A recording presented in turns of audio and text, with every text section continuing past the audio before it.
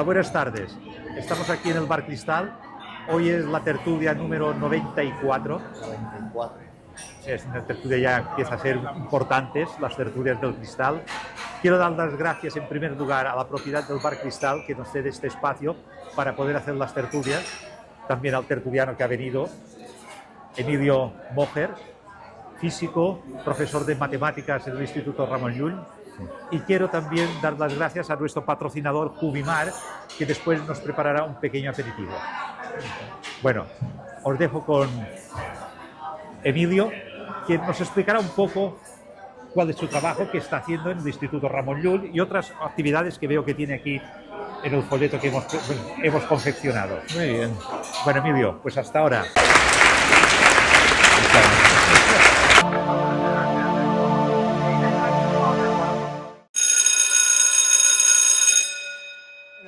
He venido aquí básicamente por una razón. Al año salen las pruebas IACSE, los resultados, y es sorprendente pues cómo hay una diferencia tan grande entre los resultados de la educación de los alumnos en Baleares de la educación pública y los resultados de los alumnos de Baleares de la educación privada o concertada. Entonces, ¿por qué hay tanta diferencia? ¿Y por qué es la educación pública mucho peor que la concertada o la privada? ¿Qué diferencias hay? ¿Qué ventajas tiene cada una? Mira, yo diría que todas tienen sus cosas y partiendo del principio que considero fundamental, que es el principio de subsidiariedad, o sea, el Estado tiene la obligación de llegar en la sociedad a los lugares donde la iniciativa privada no puede llegar. Igual que hay sanidad pública y hay sanidad privada, pues está claro que tiene que haber una educación pública y una educación privada. Y las personas que quieran directamente una educación concreta para sus hijos de una línea concreta, pues pueden elegir una educación privada o concertada. Y hay muchas personas que el Estado tiene que ser capaz de absorber a las personas que no tienen esa posibilidad. Y eso precisamente es la función que cumplimos en la educación pública, que es una educación completamente de servicio a la sociedad y que evidentemente pues tiene muchas dificultades, porque ese es el primer tema del que yo planteo, el hacer equipos de trabajo. Cuando uno trabaja en un centro privado, pues está claro que hay una línea de funcionamiento muy clara, sea un funcionamiento religioso, sea un planteamiento ecologista, hay una directiva, un empresario que paga ese colegio y decide sobre qué es lo que tiene que hacer. Claro, en la educación pública el empresario es el Estado y los trabajadores somos gente muy diversa, porque normalmente hemos aprobado unas oposiciones, venimos de situaciones muy diversas y por lo tanto, pues cada uno es hijo de su padre y de su madre, por decirlo de alguna manera. Y es muchas veces muy difícil hacer equipo, porque venimos de sitios distintos y cada uno, hay el lema ese de que cada maestrillo tiene su librillo. Y yo doy mis clases, tengo mi método y ya está.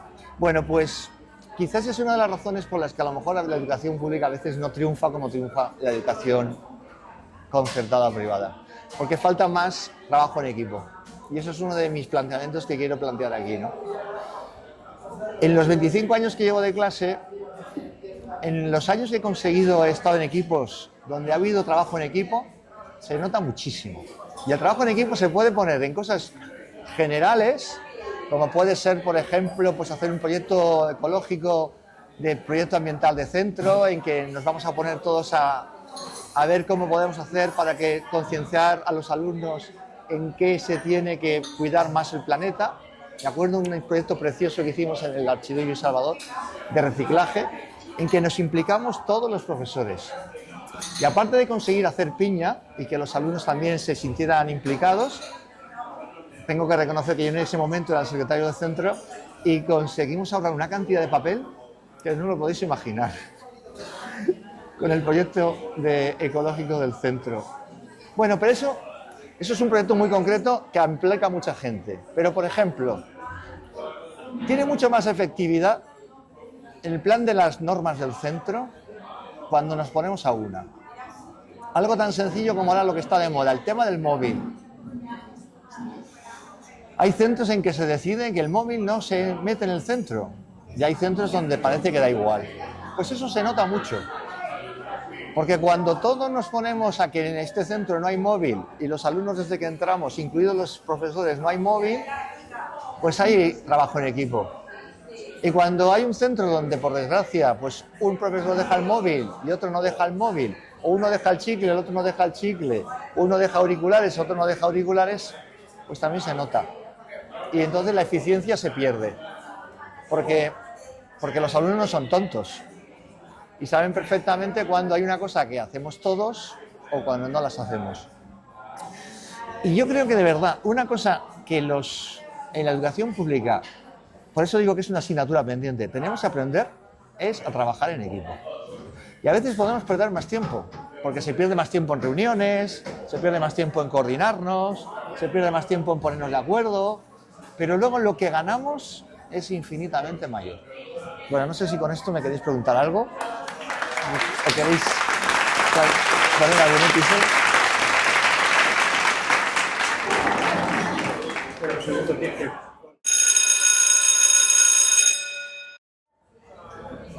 Yo la reflexión que haría primera es que has empezado diciendo un dato que yo creo que es el definitivo para la educación.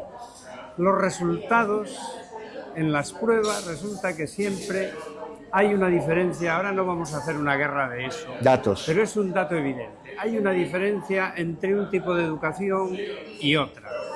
Pero lo mismo que tú has hecho eso, podrías haber dicho también que si comparas Baleares con Castilla y León, pues resulta que la diferencia es abismal, etcétera, y es la misma educación pública en ese caso, o la misma educación que no hay diferencia de colegio ni de nada, sino que se comparan dos resultados en una región y en otra. ¿Cómo puede ser que en un país, una misma región, saque resultados que equivalen casi a una diferencia de más de un curso de escolarización con Baleares?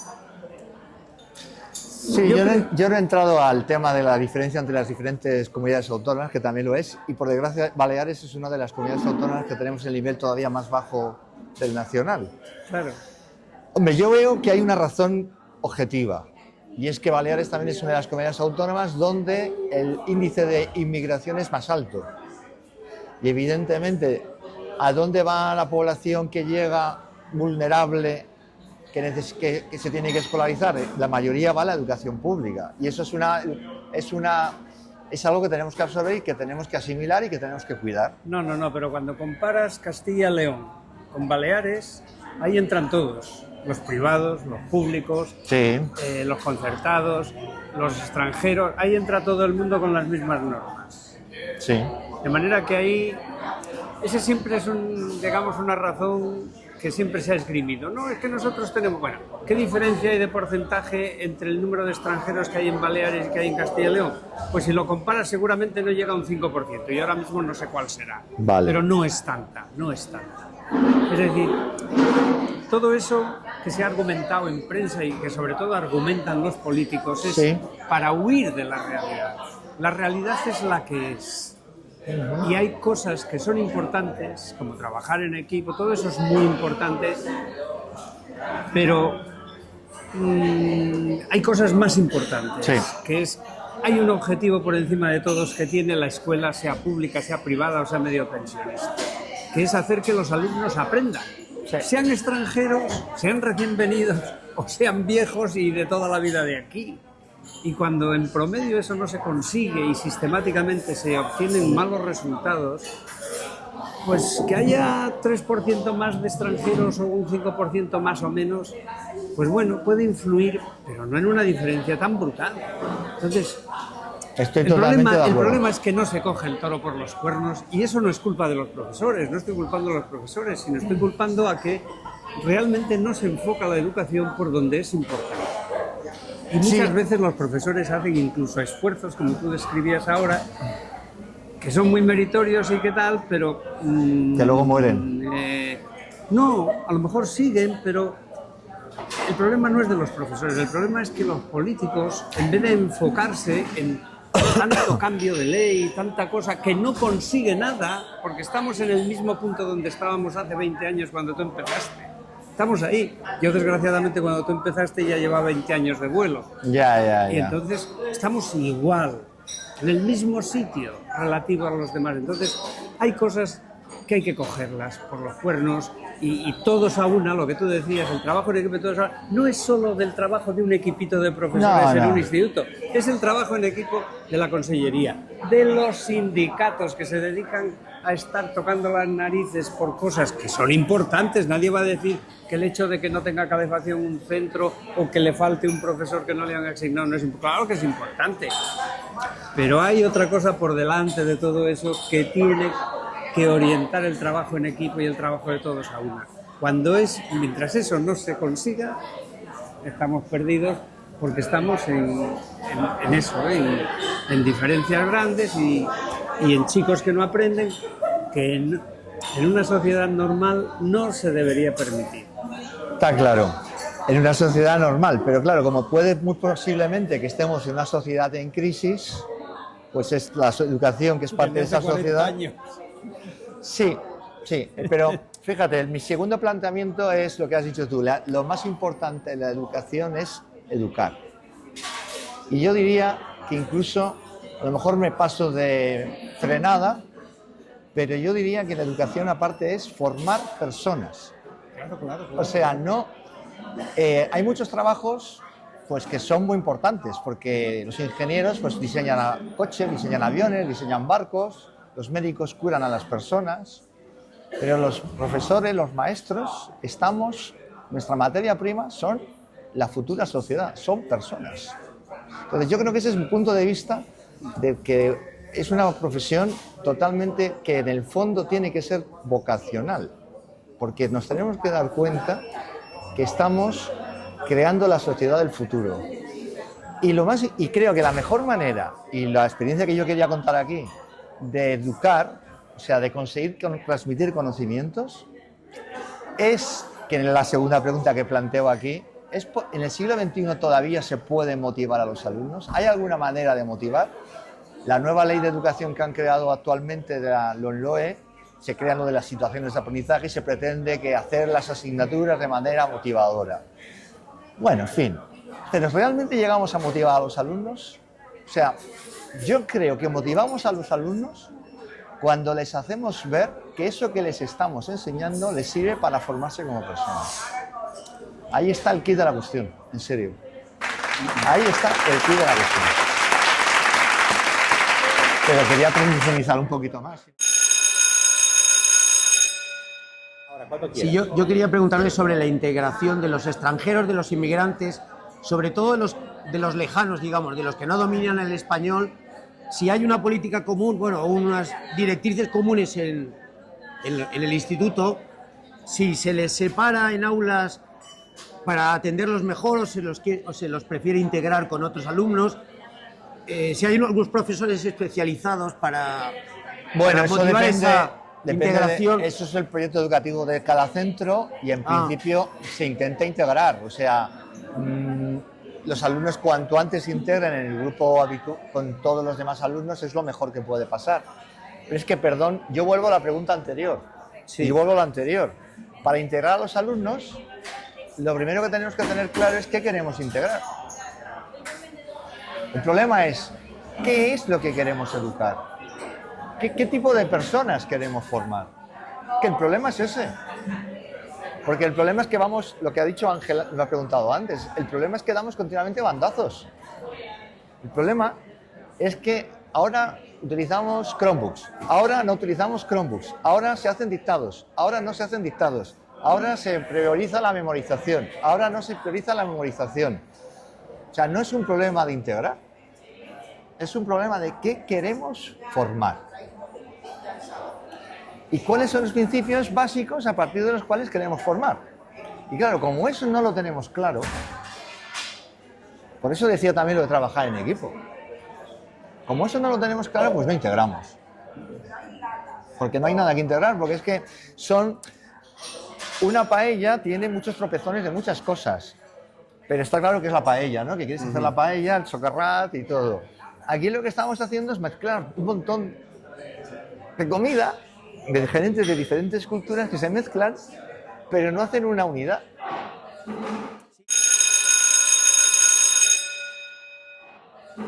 Sí, yo quería hacerle otra pregunta. Sí. No, ¿qué opinión te merece la enseñanza ahora competencial, por competencias? Ha habido un cambio en la ley educativa.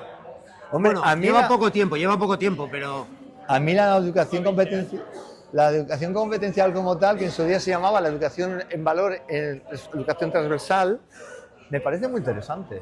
Me parece muy interesante en el sentido porque en el fondo a los alumnos, a los chavales lo que necesitan es enseñarse a ser personas. Y la educación competencial es enseñarles las competencias básicas para ser personas. Es decir, la competencia lingüística, aprender a saber hablar, la competencia matemática, saber pensamiento lógico, la competencia de comunicativa, la competencia digital, la competencia de saber aprender por sí mismos. Me parece muy importante, me parece fundamental que la apliquemos todos porque es uno de los principios, los valores a partir de los cuales tenemos que construir. Pero lo que es importante es tener claro dónde la tenemos que aplicar. Porque por desgracia es como lanzar globos. ¿Me explico? Entonces, si aún los alumnos les hacemos ver que eso que les estamos enseñando les sirve para algo, conseguimos que aprendan. No, pero es que...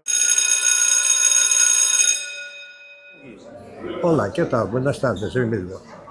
Bueno, he escuchado que has dado a entender y has sido bastante explícito explicando unas cosas que son verdaderamente importantes para todos los jóvenes. Pero mi pregunta es la siguiente. He oído de antemano que has dicho que efectivamente hay sitios que hay una diferencia enorme en relación a la educación. Entonces, hay sitios que es óptimo y hay sitios que no llegan no diríamos a párvulos. Entonces, ¿por qué razón? Si efectivamente sabemos dónde funciona y dónde la educación llega a su punto clave, ¿por qué razón no se pone en práctica? Porque copiamos cuando nos interesa, pero se ve que durante tantos años no ha habido nadie que haya podido tener la valentía suficiente para poder cambiar estas normas para dar una mejor educación y formación a las personas o a los niños que están subiendo. Yo no lo sé, si tuviera esa respuesta me haría famoso, sería rico, sería el consejero de educación y ya triunfaría. Yo creo que es que hay muchos factores. Yo mismo me planteo todos los días, ¿por qué esta clase me ha salido bien y esta clase me ha salido mal? Porque hay clases que me salen muy bien y hay clases que me salen muy mal. Y hay veces que consigo que los alumnos conecten y se enteren y aprendan y sepan más matemáticas y hay veces que no hay manera, ¿eh? Suspenden y suspenden y suspenden. Entonces, no es fácil, no hay una respuesta única. Yo no le veo que la solución esté en una norma concreta o un criterio concreto. Yo aquí he venido también porque Diego me ha pedido para contar mi experiencia de que es posible, es decir, que en la educación pública se pueden hacer muchas cosas buenas, es posible que los alumnos aprendan, es posible que la clave yo la veo a nivel individual, pero claro, diréis, ¿eso a nivel social cómo se hace? Pues no lo sé. A nivel individual es estar motivado, o sea, darte cuenta que eso que estás haciendo tiene un valor que vas a hacer, estás formando personas. O sea, no estás haciendo tornillos. Estás formando personas. Y formar significa formar, no es solo divertir. no, que es lo que a veces ahora nos hemos planteado con la educación, ¿no? La gamificación, de que ¡guau! Las clases tienen que ser divertidas y pasárselo muy bien. Formar a veces supone sufrimiento, formar supone llorar. Yo hoy en clase he tenido un alumno que se me ha puesto a llorar porque no salía a hacer una ecuación, pero ha aprendido, al final las ha sabido hacer. Entonces, ¿cuál es? No sé, es que cada persona es diferente. Entonces, ¿cuál es la norma general? Yo no la tengo. Si queréis que... Yo diría, por favor, lo que ha dicho también Ángel, lo que le pediría a los políticos es que, por favor, que molesten lo menos posible. Es decir, que no nos pongan piedecitas en nuestro trabajo. Porque, por ejemplo, para los médicos yo no lo sé, soy ignorante, ¿eh? Yo no sé si en la sanidad cada 5 años cambian toda la normativa de cómo se tiene que tratar a los enfermos. Yo no sé si cada año salen nuevos decretos sobre cómo se hacen los protocolos para tratar a un enfermo cuando entra en un hospital. Pero yo llevo 25 años dando clase y me he comido ya 5 leyes de educación que ha cambiado absolutamente todo. Y diréis, eso es una tontería, pero es muy importante. O sea, por ejemplo, yo soy profesor de matemáticas y ahora me voy a tirar piedras contra mi propio tejado. Sabéis ahora que la norma dice, bueno, la norma, perdón, no, ahora resulta que en matemáticas, en Baleares, tenemos los resultados muy bajos. Y hay una cabeza pensante muy buena, que conste que estoy a favor de lo que dice, que la solución han pensado que es que haya 1 hora más de matemáticas en todos los cursos donde había 1 hora de menos. A mí me va fenomenal, porque los alumnos van a tener 4 horas de matemáticas todos los cursos. Fantástico. Pero ¿de dónde salen los profesores de matemáticas? O sea, 1 hora de matemáticas en todos los cursos, teniendo en cuenta en un instituto donde haya 4 grupos, significa 8 horas más de clase de matemáticas. 8 horas más de clase de matemáticas quiere decir medio profesor. Es decir, que cada 2 centros, de cada 2 centros educativos, va a tener que haber un profesor de matemáticas. Si hay, Ángel, 60 centros públicos en Baleares, por decir un número, 50, 70. Bueno, vamos a poner 50, para simplificar. 50 quiere decir que necesitamos 25 profesores más de matemáticas. En Baleares ahora mismo, en el máster de formación profesoral, hay 7. ¿De dónde salen los otros 18?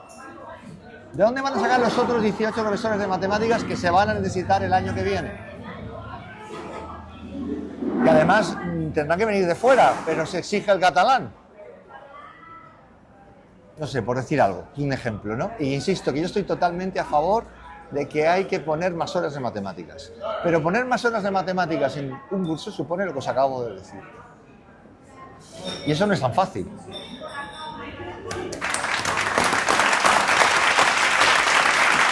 Insisto que me estoy...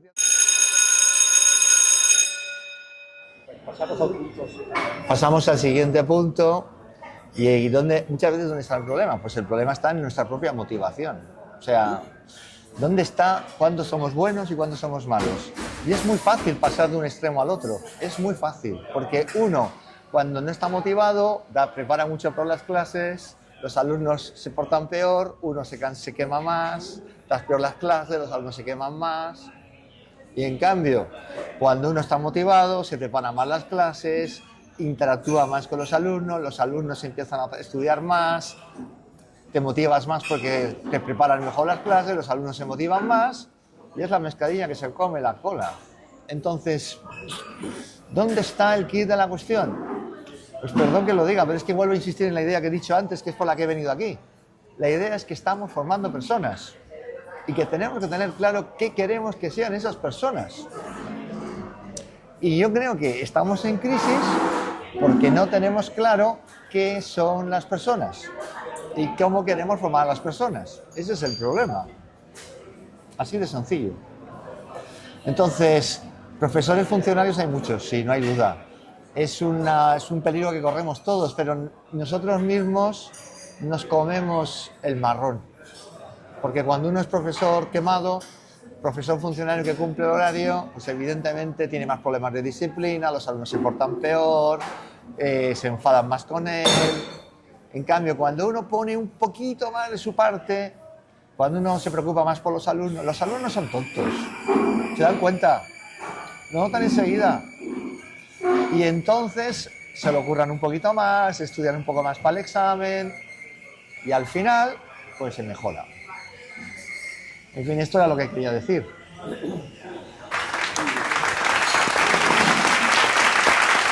¿Queréis que ponga más ejemplos? ¿Qué es más importante? ¿Saludar a los alumnos cuando entran en clase y ver cómo entran o fichar? Pues la administración nos ha puesto que hay que fichar.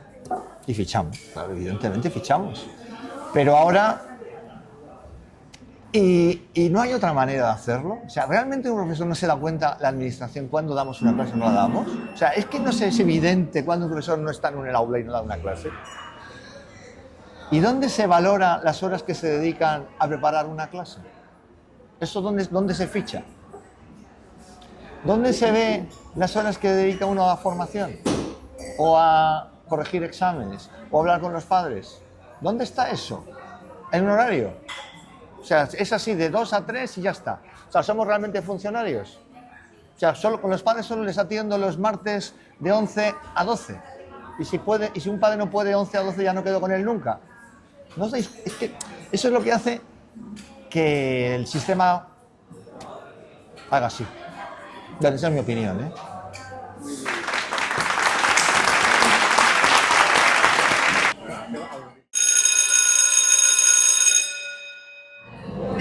No, más que una pregunta, un comentario, porque lo que dice Emilio pues son verdades como puños y inconvenientes y problemitas, pero yo vuelvo a insistir, es decir, como se dice vulgarmente, la educación necesita mano de santo. Es decir, pequeñas cosas como si fichar o no fichar, sí, son inconvenientes y todo eso, pero al fin y al cabo, es decir, si lo que queremos es que los estudiantes estén mejor formados en todos los sentidos como personas, se necesita otro tipo de equipo, otro tipo de ideas, porque un chico que entra en una escuela a los 3 años y sale a los 16 o 18, si repite algún curso, se pasa 13 años en el sistema educativo. Ese chico que entra, por ejemplo, en un centro público, que es lo más barato, hoy sabemos que, por ejemplo, un puesto medio cada curso cuesta en torno a 5.000 euros. Sí. Es decir, cada niño que entra en el sistema educativo en promedio, en los 13 años, pues le cuesta al contribuyente 5.000 euros. O sea, son 5.000 euros que paga el contribuyente. Si lo multiplicas eso por los millones de estudiantes que hay, pues resulta que cada curso son millones. Sí, sí. Y no hay una conciencia, por ejemplo, ni en las familias ni en los estudiantes, de que por el hecho de ir a un puesto escolar, sea en un centro público concertado o lo que sea, le están dando algo gratis que es muy valioso. Esa conciencia que sería la base para que todo el mundo estuviera motivado, falla desde los 3 años. Sí. Y eso habría que grabárselo a los chicos de alguna manera desde que entran en el sistema escolar, que tienen una responsabilidad de formarse. Por supuesto a los profesores ya lo saben, con mejor o peor interpretación Totalmente de la acuerdo. melodía cada uno, pero lo saben. Pero los estudiantes van a los centros educativos porque allí encuentran una droga muy importante para ellos, que es que se encuentran con otros congéneres con los cuales quieren convivir. Socializan. Y eso, socializan. Entonces el centro educativo ofrece a los estudiantes un mecanismo brutal, una motivación brutal para estar allí, pero no para aprender. Pero no para aprender, eso es lo que falta. Que haya una concienciación que tiene que ser a nivel nacional, es decir, como un leitmotiv, como una motivación genérica de todo el país, de decir que por el hecho de entrar en un centro educativo, las familias y los estudiantes adquieren una responsabilidad cada minuto, cada año, cada día que están allí. No, y si luego además le añades que les quita la ley del esfuerzo, o sea, de que todo es simplemente conocimiento por estar ahí, pues, y que sin hacer nada ya promocionan Claro, directamente. ¿por qué resalto yo esta idea? Pues porque realmente después, cuando el chico entra y sigue progresando por el sistema educativo, no hay nada en el sistema educativo que continuamente recuerde que tiene una responsabilidad él como ciudadano ya de 5 años, de 10 años o de 14 años, de aprovechar ese tiempo que está allí, no solo para socializarse, que ya está bien, sino para aprender otras cosas muy importantes, aparte de convivir con sus colegas. Porque cada uno luego convive a su aire. Pero ese otro paso adelante, que es decir, oye, es que aquí estamos formando parte de un equipo más amplio, que es una comunidad autónoma, que es un país, que es una escuela, la propia escuela ya en sí misma es una comunidad. Ese sentido comunitario, y estás ahí no solo para escuchar la música que te gusta con el amigo o la amiga que te gusta, estás para aprender y cada año tienes la responsabilidad de progresar conforme está previsto que progreses. Sí. Esa idea necesitamos trabajarla, se necesita trabajar. Aquí se cree que todo cae del cielo y entonces, claro, ¿quiénes trabajan esa idea?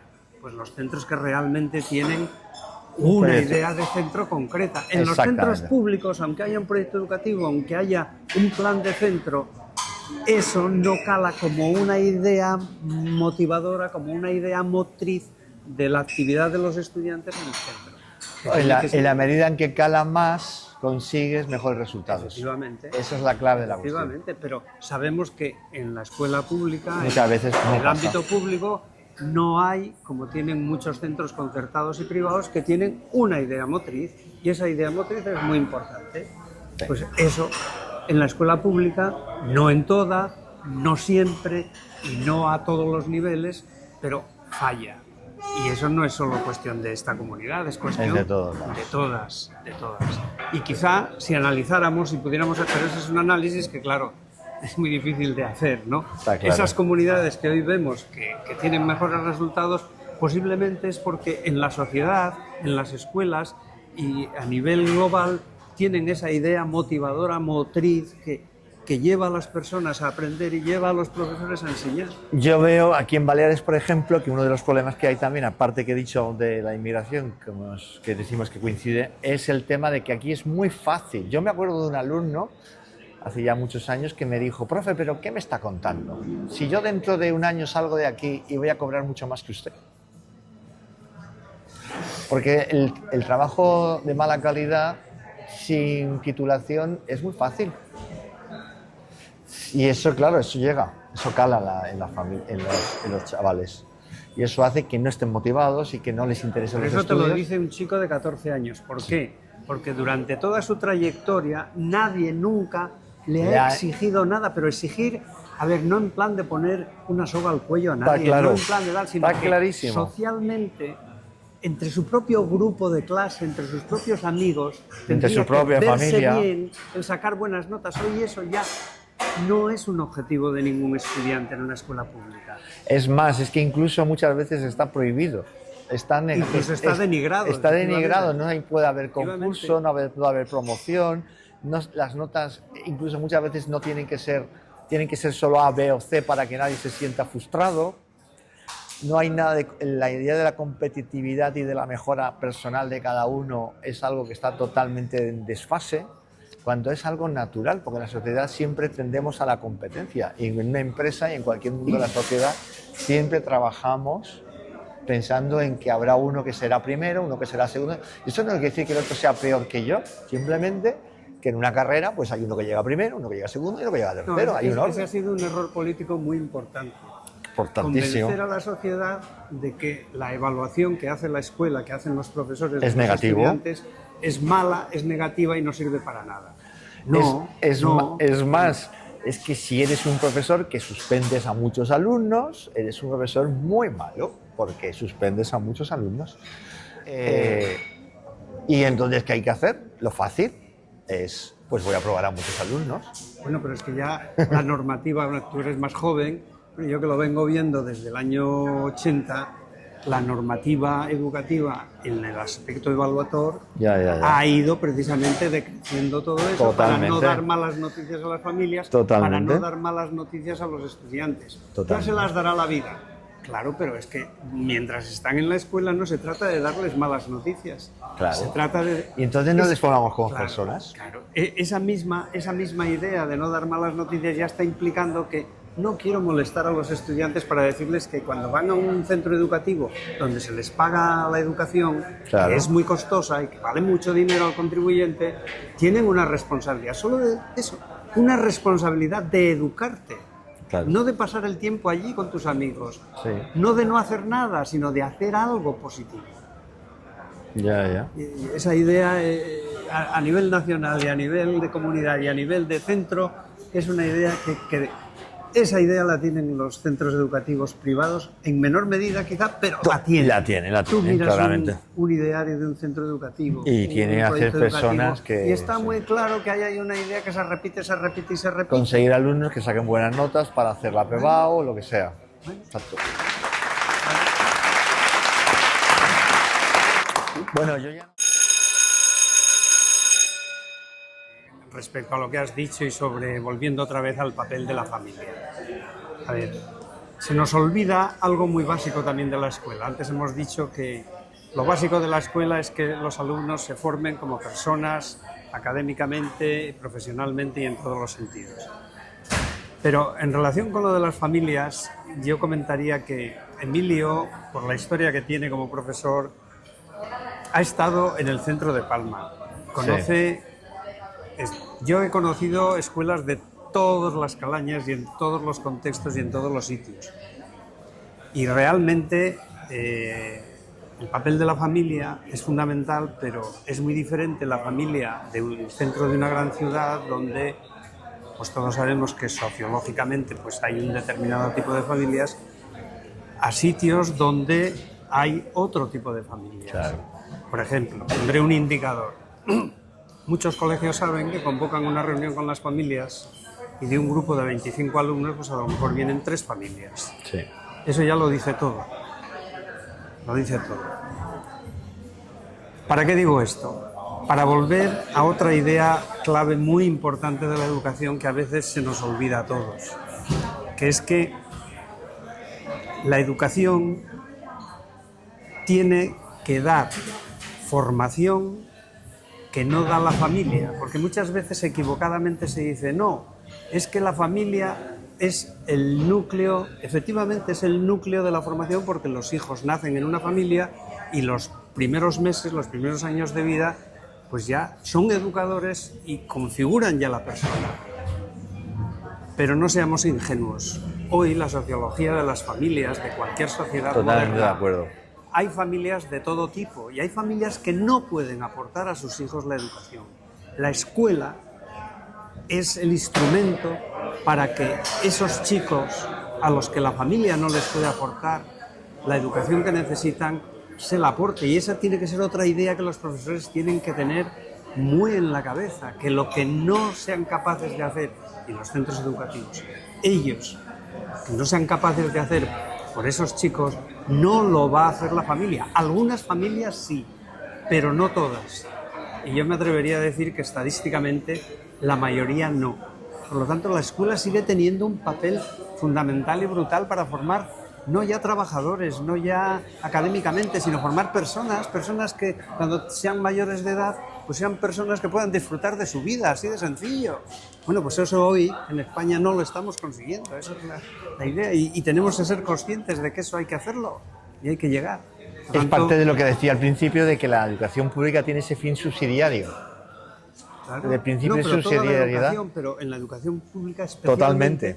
porque se encuentra en lugares donde a veces no hay centros concertados. Totalmente. En un pueblo muy pequeño, que a veces es un pueblo costero con gente que son trabajadores de la Totalmente. hostelería que van y vienen, etcétera, ahí No, tiene que estar, tiene que estar con esa idea. y hay chavales que son de familias que son monoparentales o que tienen problemas de conflictos de delitos, o sea, hay de Bueno, todo. claro, La por educación supuesto, pública, sí. evidentemente. Pero yo no voy tanto a la problemática como a la idea de que muchas veces los profesores dicen, es que he convocado una reunión de padres y me han venido 2.